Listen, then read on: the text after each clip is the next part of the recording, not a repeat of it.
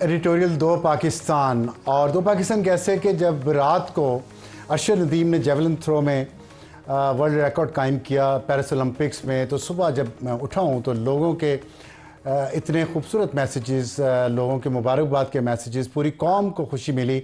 वो खुशी के लम्हात एक दफ़ा आप फिर देखिएगा। आपने देखा कितना जोश था और क्या नज़ारा था। और ये 76 साल में पहली बार पाकिस्तान को कोई गोल्ड मेडल मिला है ओलंपिक्स में, हॉकी के अलावा।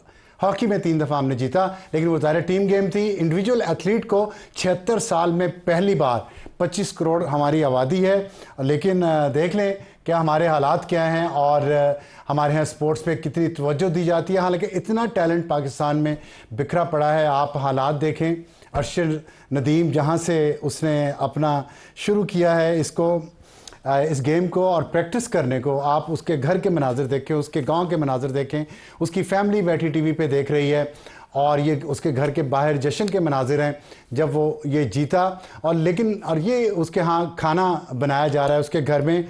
आप सोचिएगा कि ये वो अरशद नदीम है जो मार्च 2024, अभी 3-4 महीने पहले तक ये ख्वाहिश कर रहा था कि उसके पास नया नेज़ा हो। जेवलिन नेज़ा होता है कि नया नेज़ा हो, क्योंकि पुराने से प्रैक्टिस कर करके वो टूट चुका था और उसके पास वो नया नेज़ा लेने के पैसे नहीं थे। तो अगर हमारे यहाँ ये हालात हैं, स्पोर्ट्स पे इतनी तवज्जो है, लेकिन दूसरी तरफ आप देखें दूसरा पाकिस्तान जो है, इस्लामाबाद क्लब का हाल फ़र्ज़ करें आप देख लें, वहाँ पे एलीट के लिए जो यहाँ पे सहूलियात हैं, उनमें से कितने लोग आज तक पाकिस्तान के लिए कोई तमगे जीत के लाए हैं। बल्कि वहाँ पे जो जजेस, जर्नल, सहाफ़ी और सियासतदान वॉक करते हैं, जुडिशरी का हमारे का 129वां नंबर है, लेकिन जब टैलेंट निकलता है तो वो इन क्लब से नहीं निकलता। हीरो और हीरे इन एलीट क्लब्स पे नहीं बनते। हीरो और हीरे इन जगहों पे बनते हैं, या चूल्हे के सामने बैठ के माँ रोटी बनाती है और अरशद नदीम जैसे होनहार बच्चे वो रोटी खाते हैं और फिर जाके मुल्क का नाम रोशन करते हैं। कब तक हम ये दो पाकिस्तान साथ साथ चलाएंगे? उम्मीद है और दुआ है कि अरशद नदीम की ये कामयाबी आज उस एलीट का ज़मीर ज़रूर झंझोड़ेगी। उम्मीद है मुझे कि झंझोड़ेगी उनका ज़मीर जो सारे वसाइल पर कब्ज़ा किए हुए हैं और इस मुल्क के गरीब अवाम फिर भी रूखी सूखी खा के अपने वतन के लिए इज्जत लेके आते हैं, अपने वतन का झंडा ऊंचा रखते हैं। उनके लिए जो अपने वतन का झंडा रूखी सूखी खाकर ऊंचा रखते हैं, सैल्यूट है। आज एक बहुत अहम खबर आपके साथ शेयर करने जा रहे हैं। एक नोटिफिकेशन है गवर्नमेंट ऑफ पाकिस्तान के तहत जो नेशनल काउंटर टेररिज्म अथॉरिटी है, नेक्टा जिसका नाम है, उसने जारी किया है 8 अगस्त 2024 को। और इस नोटिफिकेशन में बहुत ही एक ख़तरनाक बात की निशानदेही की गई है। कितना सच है और इसमें कितनी हकीकत है, ये तो आने वाले दिनों में पता चल जाएगा। लेकिन आपके लिए हमारी आज की टॉप स्टोरी यही है कि पीटीआई का बांग्लादेश मॉडल पर तलबा के ज़रिए हंगामों का प्लान। और ये आप जो देख रहे हैं अपनी स्क्रीन पर ये नोटिफिकेशन, इसमें ये लिखा गया है जो कि तमाम चीफ सेक्रेटरीज़ को भेजा गया, गिलगित बल्तिस्तान को, होम सेक्रेटरी पंजाब को, सिंध को, केपी को, बलूचिस्तान को और एजे को, आज़ाद जम्मू एंड कश्मीर, और प्रोविंशियल पुलिस ऑफिसर्स जो है पंजाब के, सिंध के, केपी के, बलूचिस्तान, डीजी रेंजर्स पंजाब और Sindh, inspector general FC KP and Balochistan, commandant frontier constabulary Khyber Pakhtunkhwa, chief commissioner ICT Islamabad और inspector general of police Islamabad, GB and AJ K. इसमें कहा गया है, जिसका मैं तर्जमा आपके लिए कर रहा हूँ, कि खुफिया मरासले में ये कहा गया कि पीटीआई के कुछ शरपसंद अनासर नौजवान क़यादत को मुतहर्रिक करके तलबा के ज़रिए अमन व अमान की सूरत हाल को ख़राब करने की तैयारी कर रहे हैं। और फिर कहा गया है कि इस खुफिया मरासले के मुताबिक इस तहरीक को पाकिस्तान दुश्मन जासूसी इदारों की तरफ से फंडिंग और रहनुमाई हासिल है, ये इल्ज़ाम है इसमें। और इस मनसूबे में शामिल सरकर्दा रहनुमाओं की फहरिस्त तैयार करके मुतल्लिका महकमों के साथ शेयर कर दी गई है। तमाम मुतल्लिका अफराद को अलर्ट कर दिया गया है कि वो किसी भी किस्म की सूरत हाल से बचने के लिए इंतहाई चौकस रहें। और इस पर आज उमर अयूब साहब ने बयान भी दिया है कि 13 और 14 अगस्त को उन्होंने कहा है अपने पीटीआई के वर्कर्स को कि वो पार्टी और पाकिस्तान के झंडे लेकर निकलें और पुरअमन जो है वो एहतजाज करें। तो ये हमारा आज का हॉट इशू है, हमारी टॉप स्टोरी होगी। और हॉट इशू ये होगा, हम मोहम्मद अली खान साहब से पूछेंगे कि एक तरफ तो आप माफ़ी की बात कर रहे हैं और दूसरी तरफ आप के बारे में ये जो इत्ला आई है कि आप हंगामों का प्लान कर रहे हैं, तो असल बात है क्या? क्या ये मज़ीद एक कलाबाजी है? और आज का हमारा एडिटोरियल पाकिस्तान के हीरो अरशद नदीम पर होगा, जिन्होंने पेरिस ओलंपिक्स में जेवलिन थ्रो के मुकाबले में नया वर्ल्ड रिकॉर्ड कायम किया है। ओलंपिक्स की पूरी तारीख में 92 मीटर से भी ज़्यादा उन्होंने जेवलिन थ्रो फेंकी है और पाकिस्तान के लिए बड़ी खुशी की खबर है। और एक बात जो बहुत ज़रूरी है, जो आज के प्रोग्राम के शुरू करने से पहले कहना चाह रहा हूँ, वो चीफ जस्टिस काजी फाइज़ साहब का आज केस में वो जो मारगला हिल्स नेशनल पार्क और महकमा वाइल्ड लाइफ को वजारत दाखिला के तहत मातहत करने पर सुप्रीम कोर्ट ने कड़े सवालात उठाए हैं। और ये वफाकी हुकूमत ने किया है और इस पर उन्होंने कहा है कि मुल्क को तमाशा बना दिया है।